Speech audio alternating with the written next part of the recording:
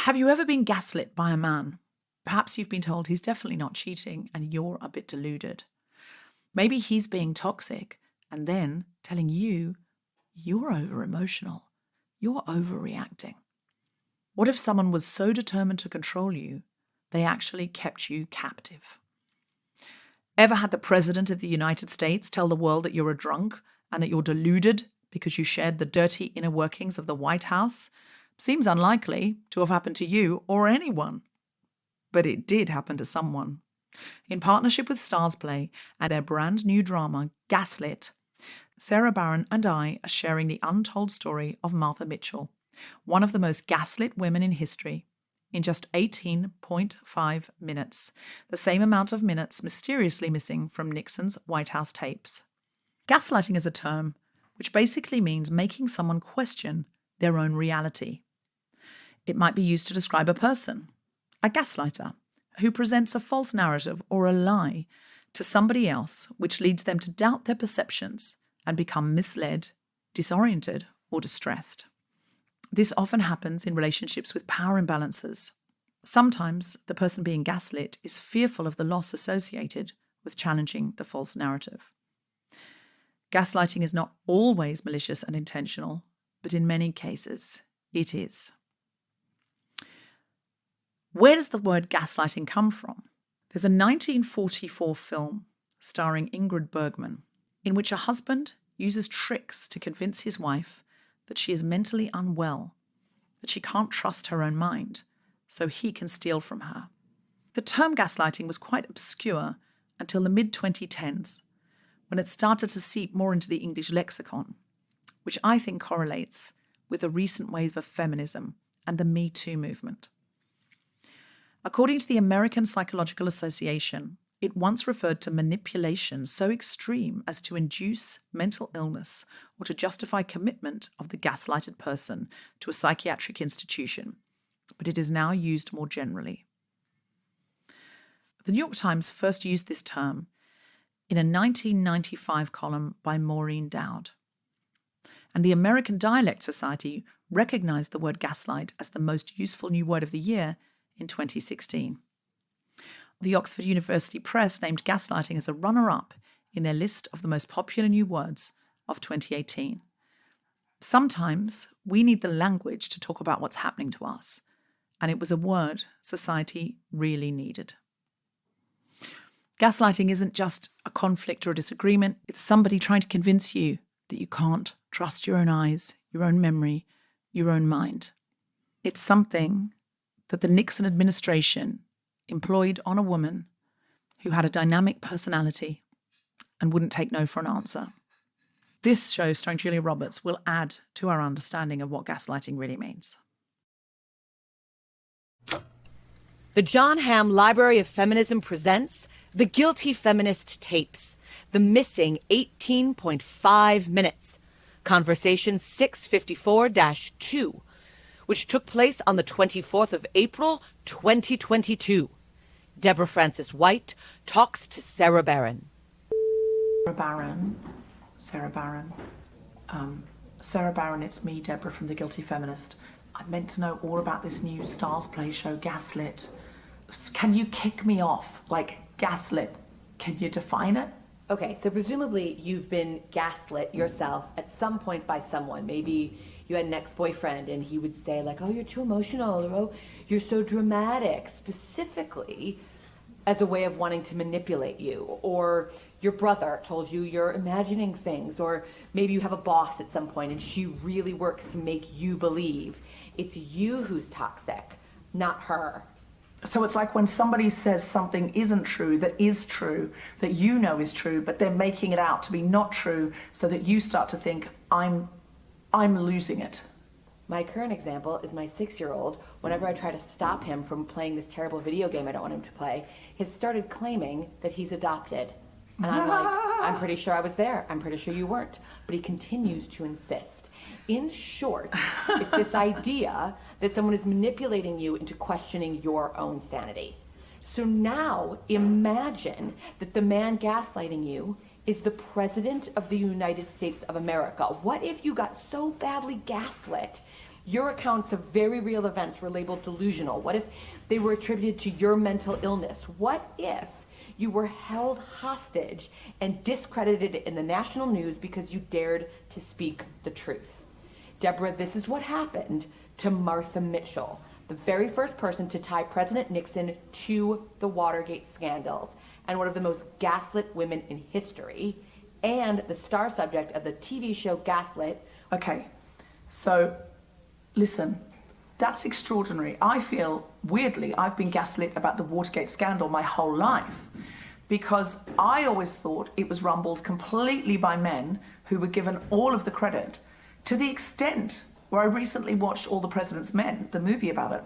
There were no women in it. The only women in it were just like used, like they were called stuff like toots, and they were used to go and do menial labor.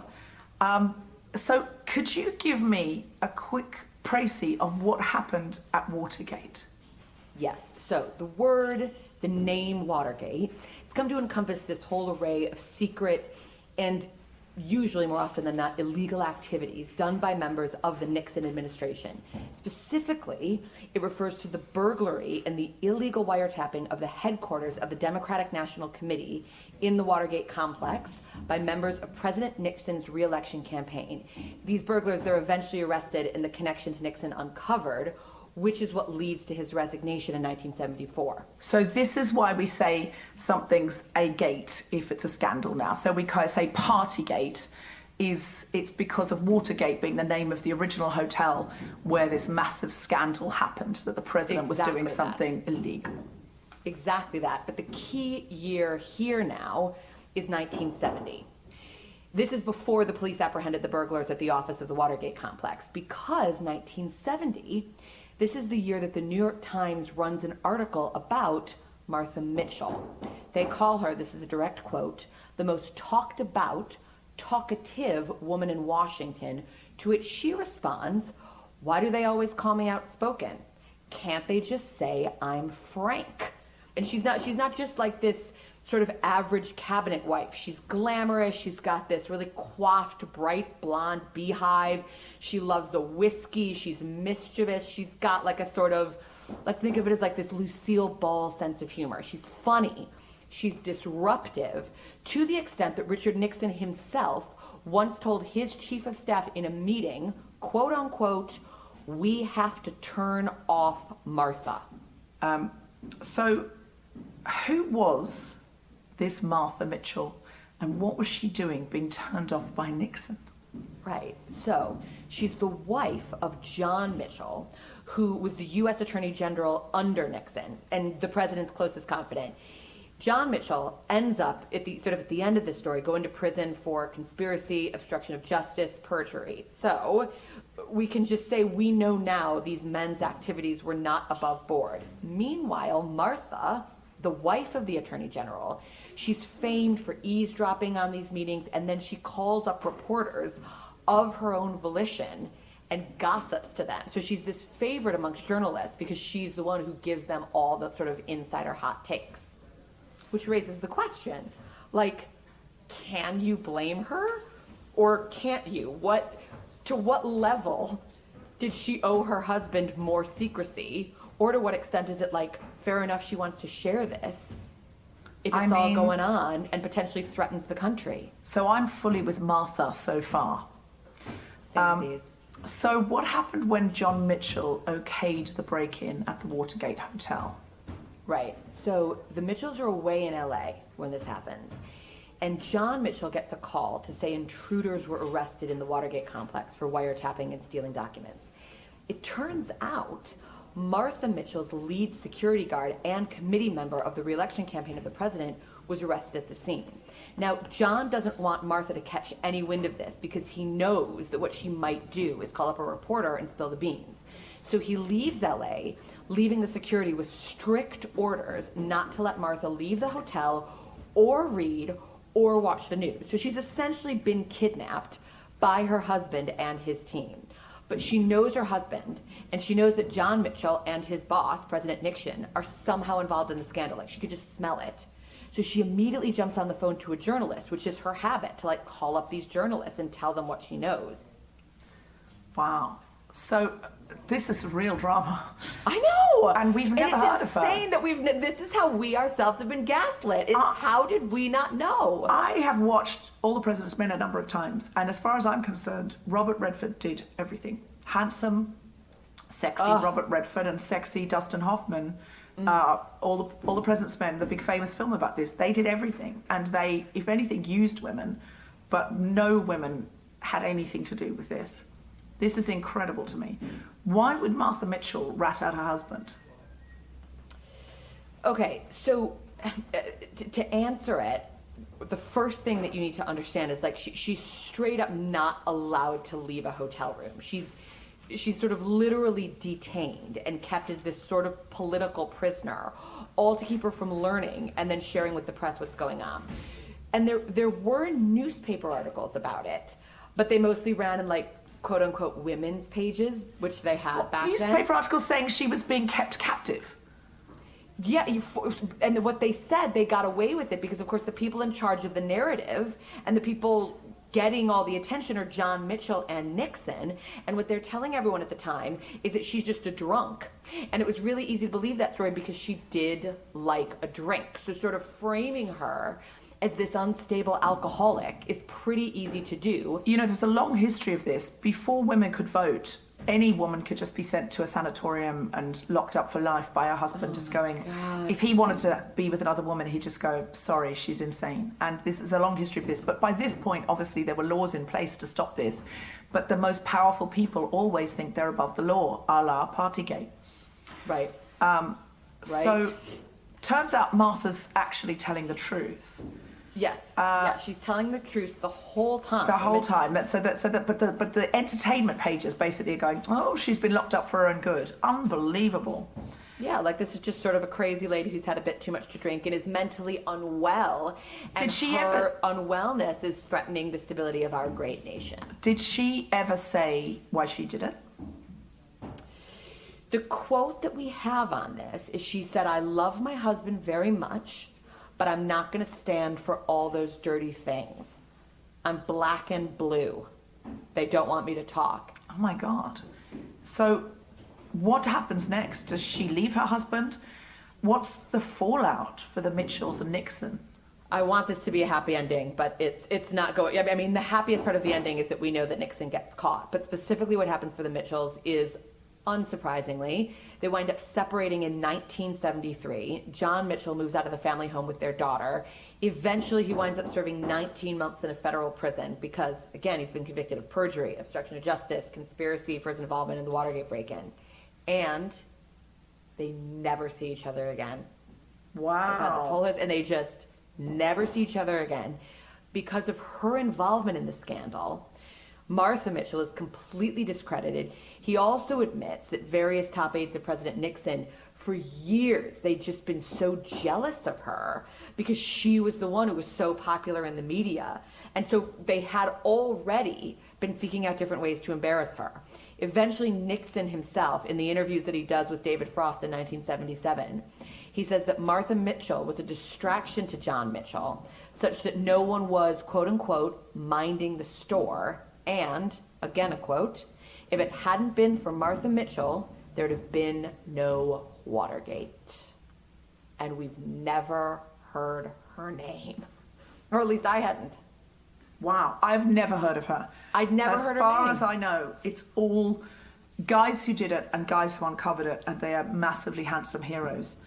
I need to know more about this. How can I, Sarah? Deborah, there's only one way. You've got to watch Gaslit, the new Starzplay drama. It brings Martha Mitchell's story to life. It stars the always divine Julia Roberts.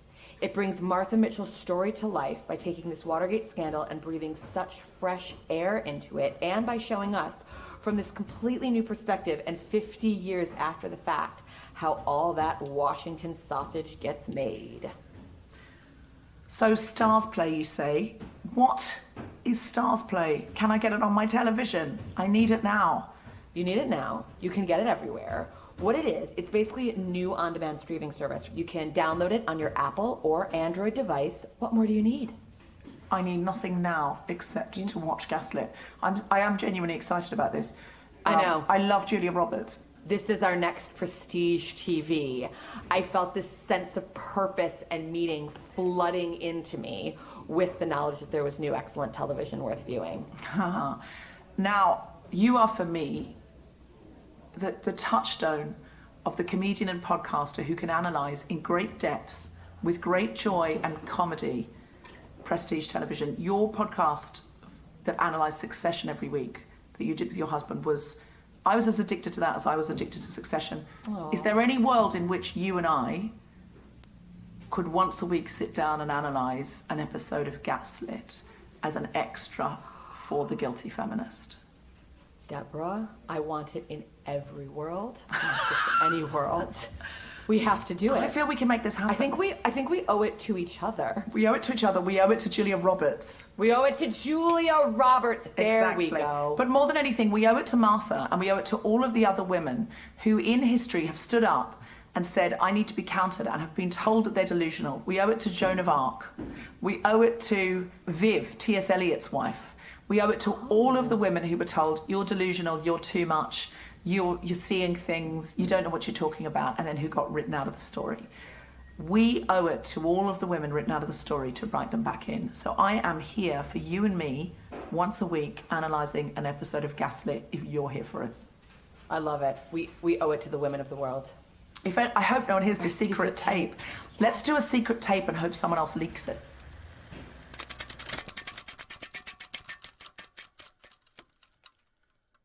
So there it is. A whistle-stop tour of the Watergate scandal and Martha Mitchell's incredible story. I just wanted to give a huge thanks to my good friend and Watergate boffin, Sarah Barron, for joining me on this special episode, and to Starzplay for making it happen. If you'd like to learn more about the scandal and Martha's various trials and tribulations, Gaslit is now streaming on Starzplay. That's my bank holiday weekend sorted, and yours. And as always, don't forget to let me know what you think. That's Gaslit, now streaming on Starzplay, the streaming service which offers original series and new movies. Well, what are you waiting for? Here's the trailer. Mitchell. I've had some disturbing news, sir. Operation Watergate. Security guards busted wide open. I don't know how to put this. We're wondering about your wife. Y'all gonna just stand around, or you want to ask me some questions? You work for Martha Mitchell's husband? Yeah. She's completely insane. Loud mouth. She's a truth teller. I love her. I will say how I feel. And if that gets me banned off Air Force One, I will fly commercial. So you were banned from Air Force One. You're good. You can just keep your mouth shut, we'll be fine. Where is everyone? Okay, there's no need to get hysterical. Why risk your husband's position? Because it's the truth.